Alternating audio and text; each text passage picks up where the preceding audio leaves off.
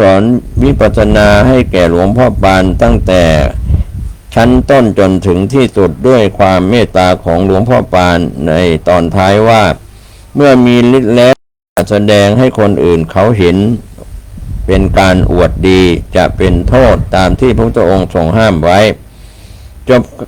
จากวิปัสสนาแล้วหลวงพ่อตุลยังได้ถ่ายทอดวิชาแพทย์แผนโบราณให้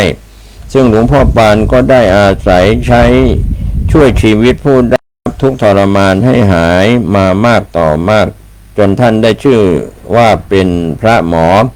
หลวงพ่อตุลสอนว่าการเป็นหมอนั้นบังคับไม่ให้คนไม่ตายไม่ได้หมอเป็นเพียงช่วยระงับทุกข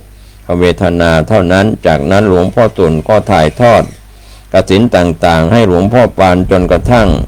สิ้นความรู้องค์อาจารย์ของหลวงพ่อปานการเรียนวิชาของหลวงพ่อปานนั้นพอจะรวบรวมได้ดังนี้เรียนวิชาวิปัสสนากรรมฐานและวิชาแพทย์จากหลวงพ่อสุนวัดบางปราหมอเรียนวิชาปริยัติธรรมที่วัดเจ้าเจ็ดกับพระอาจารย์จีนด้วยเหตุที่หลวงพ่อสุนท่านได้ถ่ายทอดวิชาต่างๆให้จนหมดสิ้นแล้วท่านจึงแนะนำให้ไปเรียนปริยัติธรรมที่วัดเจ้าเจ็ดกับพระอาจารย์จีนจากปากคำของชาวบ้านแถบวัดเจ้าเจ็ดและผู้ที่เคยไปเรียนกับพระอาจารย์จีนได้ให้ปากคำตรงกันว่าพระอาจารย์จีนเป็นคนโมโหร้ายเวลาโมโหแล้วยังไม่อยู่ปากว่ามือถึงเวลาสอนใครถ้าลูกศิษย์ทำไม่ถูกต้องตามใจที่สอนไปแล้วกลัวจะไปทำร้ายลูกศิษย์เข้าท่านจึงได้สร้างกรงใหญ่ขึ้นสำหรับขังตัวท่านเองเวลาสอนหนังสือโดยให้ลูกศิษย์เป็นคนใส่กุญแจขังแล้วเก็บกุญแจไว้เวลาสอนหนังสือลูกศิษย์คนใดไม่ตั้งใจเรียนหรือตอบคำถามไม่ถูกต้องทำให้อาจารย์จีนท่านก็จะโมโหโกรธาเอามือจับลูกกรงเหล็กเขย่าจนลูกศิษย์ที่เรียนตกใจขวัญหนีดีฟอร์มแต่พอท่านคลายโทสะลงแล้วท่านก็จะกลายเป็นพระอาจารย์จีนรูปเดิมหลวงพ่อปานท่านมีความมานะพยายามเป็นที่ตั้งท่านต้องพายเรือมาเรียนหนังสือที่วัดเจ้าเจ็ดทุกวันเวลาพายเรือไปเรียนท่านก็จะท่องพระปาติโมกข์และบทเรียนที่อาจารย์สอนจนขึ้นใจพอเวลาเรียนอาจารย์ถามอะไรก็ตอบได้ถูกต้องเป็นที่พอใจแก่พระอาจารย์ยิ่งในที่สุดพระอาจารย์จีนก็สิ้นความรู้ที่จะสอนให้ท่านจึงหยุดเรียนและเตรียมตัวสำหรับที่จะหาสำนักเรียนใหม่หลวงพ่อปั้นวัดพิกุลโสกันตามคำบอกเล่าของพระภิกษุเลี่ยมเล่าว่าหลวงพ่อปานได้เรียนรู้วิชามาหลายอย่างเคยพิมพ์คาถาออกแจกด้วยเมื่อเห็นว่าพระอาจารย์จีนไม่มีความรู้ที่จะสอนได้อีกต่อไปท่านจึงคิดเข้ามาเรียนที่กรุงเทพเพราะเป็นแหล่งรวมวิชาต่างๆท่านจึงได้ไปเรียนให้โยมมารดาแม่ของท่านได้รับทราบว่าจะขอลาไปศึกษาต่อที่กรุงเทพ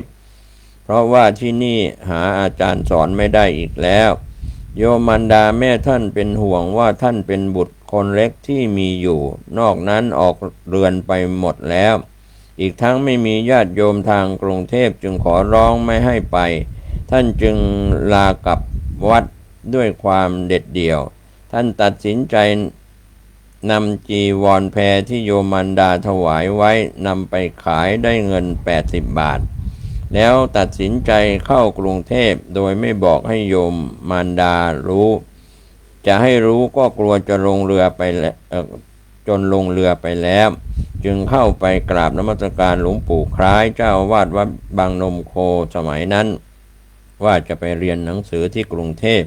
หลวงปู่คล้ายจึงแนะนำให้ไปเรียนกับพระอาจารย์เจินสำนักวัดสะเกษโดยมอบเงินช่วยเหลือไปอีกจำนวนหนึ่งเพื่อเป็นทุนในการศึกษาเล่าเรียนตลอดเวลาท่านจำพรรษาอยู่กับพระอาจารย์เจินท่านได้พยายามหาความรู้เพิ่มเติมในด้านคันธธุระและวิปัสสนาธุระ ตลอดจนพระปริยัติธรรมเพิ่มเติมซึ่งต่อมาเมื่อท่านกลับมาวัดบางนมโคปรากฏว่าท่านเป็นพระธรรมกถึกที่เทศนาได้เพราะจับใจและดึงดูดศรัทธายิ่งนักนอกจากวัดสะเกษแล้วท่านยังได้ไปเรียนเพิ่มเติมที่วัดสังเวชและที่อื่นๆจนมีความรู้ทางด้านแพทย์แผนโบราณแตกฉานอีกด้วย จากข้อความที่กล่าวถึงหลวงพ่อปานในอนุสรณ์101 ปีของหลวงพ่อปานกล่าวถึงหลวงพ่อปานเคยเล่าให้ฟังว่าระหว่างอยู่ที่วัดสะเกษนั้นอัตคัดมากบิณฑบาตบางครั้งก็พอฉันบางครั้งก็ไม่พอได้แต่ข้าวเปล่าๆจ้องเด็ดยอดกฐินมาจิ้มน้ำปลาน้ำพริกฉันแทบทุกวันแต่ท่านก็อดทนด้วยรับการอบรมเป็นปฐมมาจากพระอุปัชฌาย์คือหลวงพ่อสุนวัดบางปราหมอท่านว่าอยู่กรุงเทพ3 ปีได้ฉันกยาศาสตร์เพียงครั้งเดียวโดยนางเฟืองคนกรุงเทพนำมาถวายได้รับนิมนต์ไปบางสกุลครั้งหนึ่งได้ปัจจัยมา1 สลึงเจ้าหน้าที่สังฆกาลีก็มาเก็บเอาไปเสียเลยไม่ได้ใช้เงินที่ติดตัวไปท่านก็ใช้จ่ายไปในการศึกษาจนเกือบหมดท่านเหลือไว้1 บาทเอาไว้ใช้เมื่อมีความจำเป็นสุดยอดเท่านั้นด้วยความอดทนของท่านในปีสุดท้ายที่ท่านจะกลับวัดบางนมโคนั่นเองคืนหนึ่งท่านได้ยินเสียงคนเคาะหน้ากุฏิท่านเปิดออกไปก็เจอเทวดามาบอกหวยแล้วเขียนให้ดูแล้วย้ำว่าจำได้ไหมท่านก็ตอบว่าจำได้ท่านนอนคิดจนนอนไม่หลับพอรุ่งเช้าแทนที่ท่านจะแทงหวยท่านกลับเห็นว่านั่นมันไม่ใช่กิจของสงฆ์ตามที่หลวงพ่อสุนได้อบรมไว้ท่านก็ไม่แทงปรากฏว่าวันนั้นหวยออกตรงตามที่เทวดาบอกถ้าท่านแทงหวยก็คงจะรวยเป็นจำนวนมากท่านอาจารย์แจงคฤหัสถ์ชาวสวรรคโลกจากบันทึกของท่านฤาษีลิงดำได้กล่าวตอนหนึ่งว่าท่านอาจารย์แจงเป็นคฤหัสถ์สวรรคโลกได้เดินทางล่องลงมาทางใต้ถึงวัดบางนมโคมาเลื่อมใสในปฏิปทาของหลวงพ่อปานจึงได้สอนให้รู้ถึงวิธีการปลุกเสกพระและวิธีสร้างพระตามตำราซึ่งเป็นของพระร่วงเจ้าได้รับการสืบทอดมาจากอาจารย์ซึ่งกล่าวไว้ว่าข้าพเจ้าได้รักษาตำราของพระอาจารย์ไว้แล้วก็ปฏิบัติตามคำสั่งสอนของพระอาจารย์ทุกอย่างวิชาต่างๆมีผลดีทุกประการถ้าบุคคลใดได้พบแล้วจะนำไปใช้ให้บูชาพระอาจารย์ของท่านแต่ไม่ได้ระบุว่าเป็นใครท่านอาจารย์แจงได้นิมนต์หลวงพ่อปานไปในโบสถ์ตามลำพังเพื่อถ่ายทอดวิชาซึ่งนอกจากวิชาปลุกเสกพระและทำพระแล้วยังได้มหายันเกราะเพชรซึ่งท่านก็ได้ใช้ยันเกราะเพชรนี้สงเคราะห์ผู้คนได้มากมายหลวงพ่อเนียมวัดน้อยอำเภอบางปะมาจังหวัดสุพรรณบุรีก็มีประวัติกล่าวถึงหลวงพ่อปานว่าท่านฤาษีลิงดำกล่าวไว้ว่าหลวงพ่อปานนิยมพระกรรมฐานหมายความว่าสิ่งที่ท่านต้องการที่สุดและปรารถนาที่สุดก็คือพระกรรมฐานเรื่องของพระกรรมฐานนี้เป็นชีวิตจิตใจของหลวงพ่อปานจริงๆท่านเทิดทูนพระกรรมฐานมากทั้งที่ทรงสมาบัติอยู่แล้วความอิ่มความเบื่อความพอใจในพระกรรมฐานของท่านก็ไม่มีท่านก็มีความปรารถนาจะเรียนพระกรรมฐานให้มากดีกว่าสมัยนั้นพระที่มีชื่อเสียงโด่งดังมากเป็นพิเศษเป็นในสมัยนั้นสายอื่นฉันไม่ทราบก็มีแต่หลวงพ่อเนียมวัดน้อยอำเภอบางปะมาจังหวัดสุพรรณบุรีสมัยนั้นเรือยนต์มันก็ไม่มีถ้าจะไปก็ต้องไปเรือแจวถ้าไปเรือแต่ทว่าทางเดินสะดวกกว่าเดินลัดทุ่งลัดนาลัดป่าไปป่าก็เป็นป่าพงส่วนใหญ่ท่านก็ใช้วิธีธุดงค์สมัยนั้นวิธีธุดงค์เป็นวิธีที่สะดวกที่สุดเรียกว่า ใกล้ค่ำที่ไหนก็ปรากฏที่นั่นชาวบ้านเขาเลี้ยงตอนเช้าฉันอิ่มแล้วก็ไปกันพระธุดงค์ฉันเวลาเดียวท่านบอกว่าเวลาที่ถึงวัดน้อยเขาร่ำลือกันว่าหลวงพ่อเนียมนี่เก่งมากท่านก็เข้าไปหาหลวงพ่อเนียมเข้าไปหานะไม่รู้จักหลวงพ่อเนียมหรอกความจริงท่านก็คิดว่าหลวงพ่อเนียมนะท่านจะเป็นเหมือนหลวงพ่อองค์อื่นๆที่ท่านมีชื่อเสียงมากนุ่งสบงจีวรเป็นปริมณฑลแล้วก็มักจะนั่งเฉยๆดีไม่ดีหลับตาปีก็หลับขยิบเรียกว่าหลับไม่สนิทคือแกล้งหลับตาทำเคร่งทีนี้เวลาหลวงพ่อปานไปหาหลวงพ่อเนียมก็ไปโดนดีเข้าไปแล้วเจอหลวงพ่อเนียมที่ไหนความจริงหลวงพ่อเนียมก็เดินคว้างๆอยู่กลางวัดนั่นแหละมีผ้าอาบน้ำ1 ผืนที่ชาวบ้านเขาเรียกว่าผ้าอาบน้ำฝนสีเหลืองผ้าอีกผืนแบบเดียวกันคล้องคอเดินไปรอบวัดหลวงพ่อปานก็บอกว่าเมื่อท่านเห็นนะก็ไม่รู้หลวงพ่อเนียมเห็นพระแก่ๆผอมๆนุ่งผ้ารอยชายผืนหนึ่งเข้าไปถึงก็กราบหลวงพ่อปานบอกว่าก้าวกับผมมาจากเมืองกรุงเก่าขอรับกับผมจะมานมัสการหลวงพ่อขอเรียนพระกรรมฐานหลวงพ่อเนียมก็ทำท่าเป็นโมโหบอกว่าไม่มีวิชาอะไรจะสอนพร้อมทั้งกล่าวขับไล่ไสส่งออกจากวัดหลวงพ่อปานก็นั่งทนฟังอยู่ในที่สุดเห็นท่าจะไม่ได้เรื่องก็เลี้ยวหาพระในวัดไปขออาศัยนอนแล้วถามว่าพระองค์นั้นชื่ออะไรพระท่านก็บอกว่าองค์นี้แหละชื่อหลวงพ่อเนียมละพอวันรุ่งขึ้นหลวงพ่อปานก็เข้าไปหาก็ถูกด่าว่าอีกอย่างหนักท่านยืนยันจะเรียนให้ได้หลวงพ่อเนียมเลยสั่งว่า2 ทุ่มให้นุ่งสบงจีวรคาดสังฆติไปหาในกุฏิพอตอนกลางคืนหลวงพ่อปานเข้าไปหาท่าน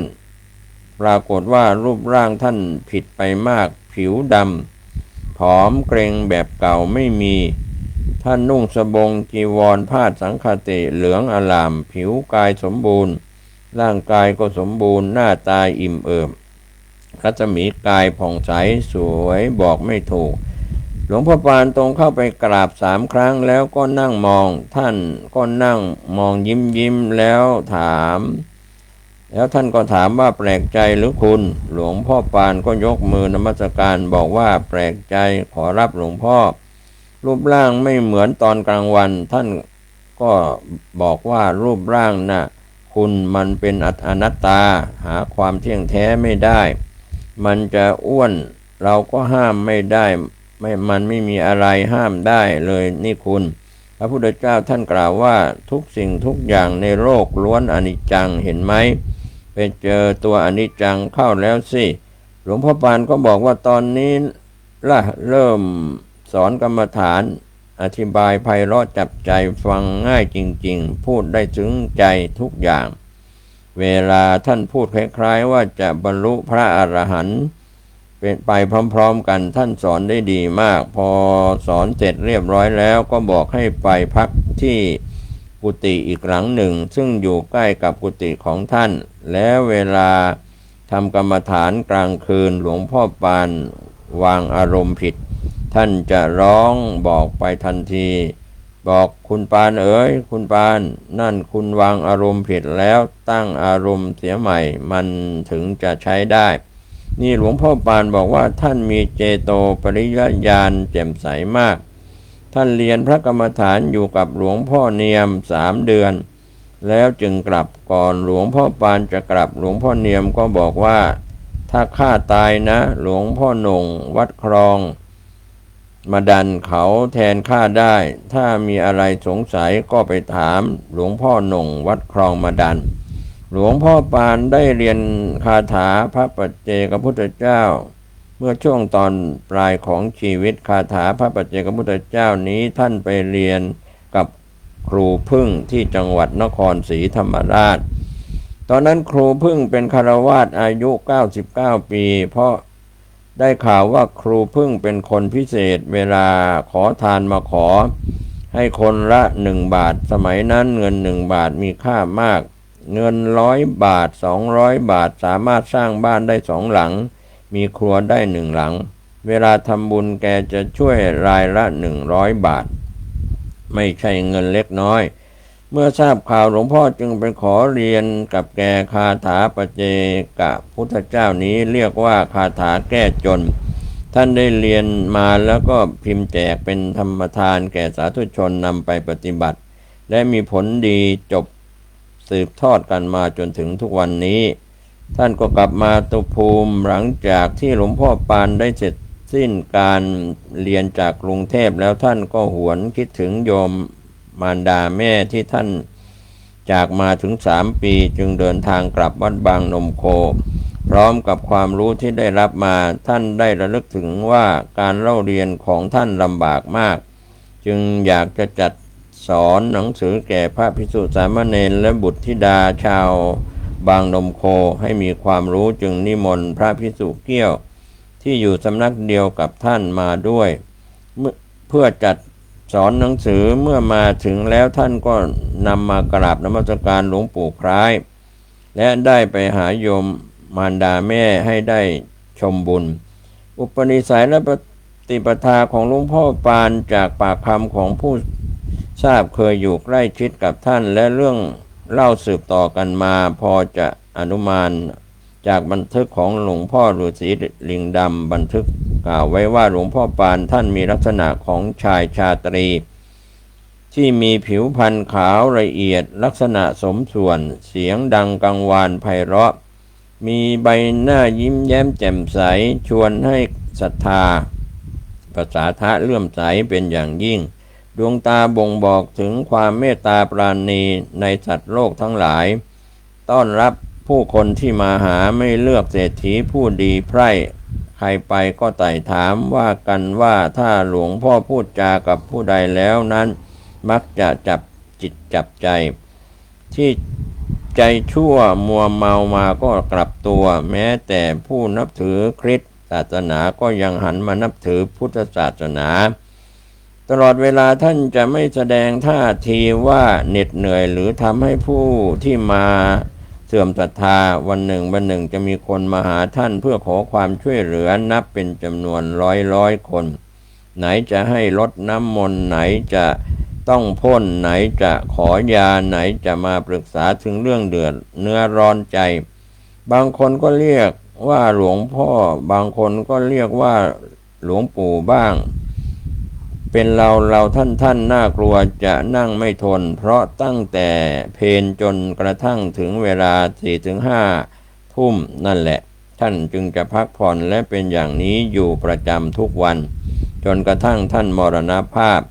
ท่านไม่ยินดียินร้ายในทางโลกธรรมแต่ประการใดคงปฏิบัติธรรมเหมือนพระแก่ๆรูปหนึ่งที่ไม่ต้องการยศ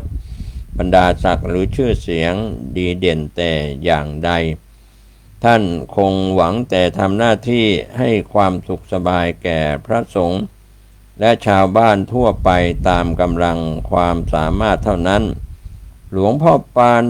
โสนันโทท่านมรณภาพ26 กรกฎาคมพุทธศักราช 2481สิริอายุ63 ปีพรรษา43คำสอนสุดท้ายของหลวงพ่อปานท่านบอกว่าลูกทุกคนเมื่อพ่อตายไปแล้วจงอย่าทิ้งกรรมฐานที่พ่อให้ไว้เป็นกรรมฐานขององค์สมเด็จพระสัมมาสัมพุทธเจ้าอย่าถือว่าเป็นของพ่อต้องถือว่าเป็นของพระพุทธเจ้าคฤหัสถ์ทุกคนอย่าทิ้งคาถาพระปัจเจกพุทธเจ้านะคาถาเงินล้านแล้วจะเอาตัวรอดได้แต่ถ้าใครไม่ปฏิบัติจะเอาตัวไม่รอดแล้วจะมาโทษพ่อไม่ได้เพราะสมบัติส่วนใหญ่พ่อให้ไว้หมดแล้วคือมนุษย์สมบัติสวรรค์สมบัติพรหมสมบัตินิพพานสมบัติพ่อให้หมดแล้วลูกทุกคนจงพยายามรักษาไว้ให้ดีก็เป็นเรื่องราวที่มาเล่าขานตำนานพระผู้ทรงฌานอภิญญาครูบาอาจารย์ผู้เรืองวิชาอาคมก็เป็นส่วนหนึ่งซึ่งเราหลายคนหลายท่าน ได้รับรู้รับทราบกันในเรื่องประวัติของหลวงพ่อปานวัดบางนมโคครับวันนี้มีเรื่องเล่าที่น่าสนใจอีกเรื่องหนึ่งที่หลายท่านเป็นปราชญ์บัณฑิตควรจะได้ศึกษาและทำความเข้าใจ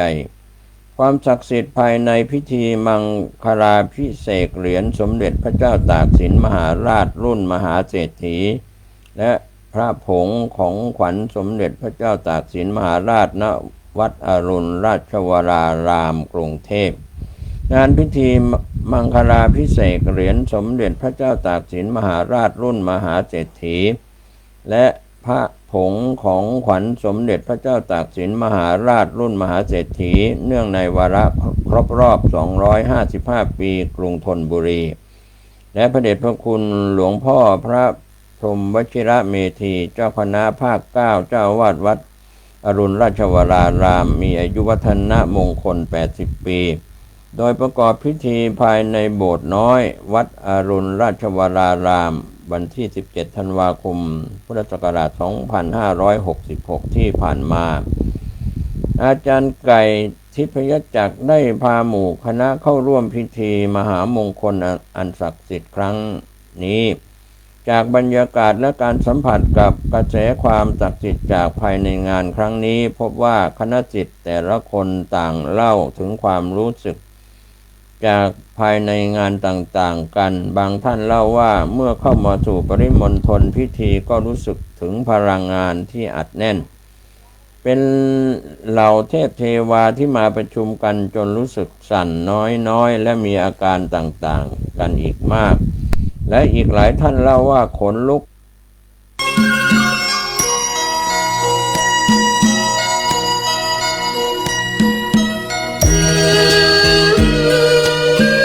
สวัสดีครับท่าน